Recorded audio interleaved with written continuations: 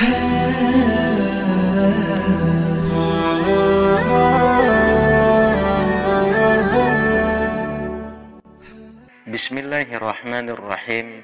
Assalamualaikum warahmatullahi wabarakatuh. Allahumma sholli ala sayyidina Muhammad wa ala ali sayyidina Muhammad. Sahabat beriman yang dirahmati Allah, pernahkah kalian mendengar percakapan atau seruan semacam larangan keluar rumah pada waktu maghrib?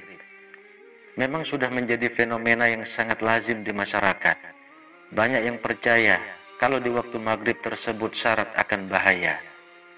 Tapi sayangnya, kepercayaan ini terkadang hanya dianggap sebagai mitos belaka yang sengaja dibuat untuk menakut-nakuti orang. Padahal secara ilmiah, hal ini telah dibuktikan kebenarannya.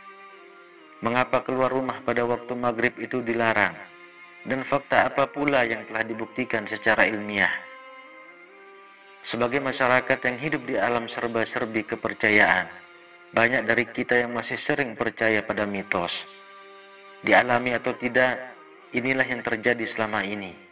Bahkan boleh dibilang, mitos telah menjadi belenggu tersendiri yang keberadaannya sulit untuk dibendung. Tapi apa boleh buat, kalau faktanya mitos memang sulit untuk dilepaskan dari kehidupan kita. Sebab di samping keberadaannya sudah ada sejak lama, juga terus berkembang hingga turun-temurun. Di Indonesia sendiri, mitos telah menjadi konsumsi sehari-hari yang sering diperbincangkan orang-orang hampir setiap saat. Sebagaimana diketahui, mitos merupakan sebuah cerita yang berkaitan dengan peristiwa alam, kehidupan manusia, sejarah, maupun hal-hal gaib yang tidak didasarkan pada bukti-bukti ilmiah maupun dalil agama. Disebutkan jika asal-usul kemunculannya disebabkan oleh ketidakmampuan akal manusia dalam menjawab setiap fenomena, dan seiring perkembangan waktu, itu menjadi satu pandangan yang turut menyetel sejarah.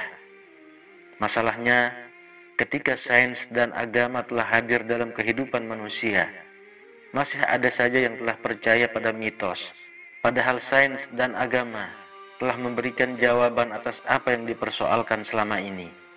Misalnya, ada yang percaya kalau baring atau tidur tengkurap dapat menyebabkan orang tua kita meninggal dunia, sehingga tidak sedikit di antara kita yang takut untuk melakukannya. Padahal tidak dianjurkannya tidur tengkurap oleh ilmu kedokteran, hanya karena alasan kesehatan.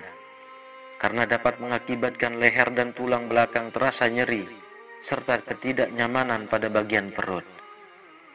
Cerita lain, ada pula yang percaya kalau orang meninggal dengan cara tak wajar, arwahnya akan bergentayangan di dunia. Sementara Islam menjelaskan, semua roh orang yang telah mati, tak satu pun dapat kembali walau hanya sesaat. Kalau sudah begini, tentu jadi masalah, sebab kepercayaan terhadap mitos jelas akan mempengaruhi cara bersikap dan berperilaku setiap orang. Sebagaimana bunyi hukumnya, kepercayaan yang salah akan melahirkan tindakan yang salah pula. Maka patut kita berhati-hati, sebab jangan sampai apa yang selama ini diyakini sebagai kebenaran justru hanya mitos belaka.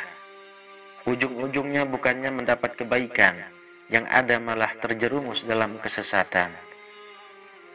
Pentingnya sikap berhati-hati dalam mempercayai sebuah informasi atau cerita yang berkembang memang sudah seharusnya dilakukan oleh setiap orang.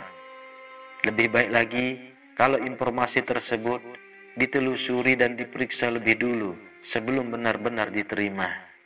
Karena sejatinya hidup ini dipenuhi dengan cerita mitos, apalagi di Indonesia yang memang sudah terkenal dengan kekayaan cerita mitosnya. Kalau harus disebutkan, setidaknya ada beberapa cerita mitos yang begitu familiar selain yang dicontohkan tadi. Bagi mereka yang hidup di desa-desa atau memiliki latar belakang keluarga yang sangat berpegang teguh pada kepercayaan leluhur, dipastikan pernah mendengar mitos-mitos tersebut. Di antaranya, yaitu anak gadis dilarang duduk di depan pintu karena dianggap akan susah mendapatkan jodoh. Atau seorang suami dilarang memotong sesuatu ketika sang istri sedang dalam masa hamil, karena diyakini dapat membuat anak terlahir dengan cacat. Selain yang disebutkan para rasul, Ada satu cerita menarik yang mungkin tidak pernah disangka sebelumnya. Cerita tersebut mengenai larangan keluar rumah pada waktu maghrib, terutama bagi kalangan anak-anak, di mana banyak orang yang percaya kalau keluar rumah pada waktu maghrib bisa mendatangkan bahaya, seperti diganggu setan atau keburukan lain yang sifatnya tak terduga. Mungkin bagi sebagian orang, kepercayaan ini dianggap tak lebih dari sekedar mitos belaka, yang tak ada bedanya dengan cerita mitos lainnya. Namun rupanya hal ini adalah sebuah fakta, sebagaimana jauh hari telah diingatkan oleh Rasulullah Shallallahu Alaihi Wasallam. Dari Jabir radhiyallahu anhu, Rasulullah Shallallahu Alaihi Wasallam bersabda, "Ketika waktu malam tiba, laranglah anak-anakmu keluar rumah, karena setan itu berinteraksi dan bertebaran pada waktu itu. Ketika waktu Isya sudah lewat, maka kalian boleh membiarkan mereka bermain. Tutuplah pintu sambil berzikir pada Allah Ta'ala." Hadis riwayat Bukhari. Pada hadis lain juga disebutkan, jika awal malam telah tiba setelah matahari tenggelam, tahanlah anak-anak kecil kalian di dalam rumah, karena ketika itu setan sedang berkeliaran. Jika telah berlalu sesaat di waktu malam, misalnya setelah Isya, lepaskanlah mereka. Jika mereka mau bermain di luar rumah, maka dipersilahkan. Di awal malam, tutuplah pintu-pintu rumah sambil menyebut nama Allah Ta'ala, karena setan tidak dapat membuka pintu yang digembok dengan membaca bismillah.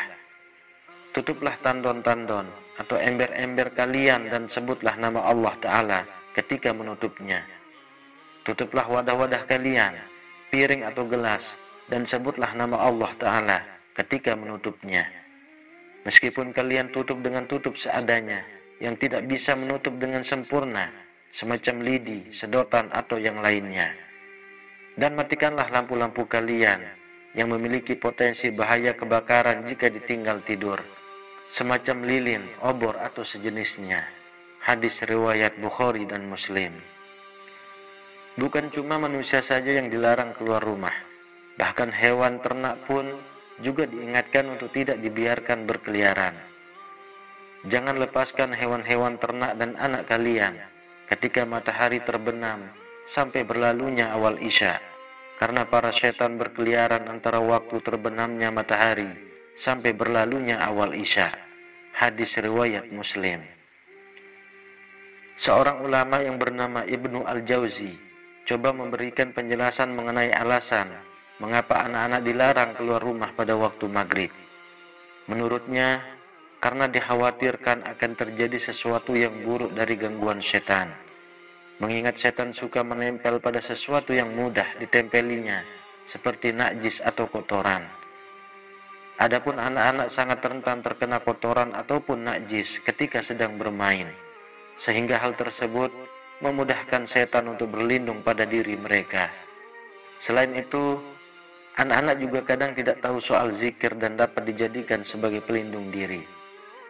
Rasulullah Shallallahu Alaihi Wasallam memberikan larangan untuk tidak keluar menjelang maghrib, bukan tanpa alasan.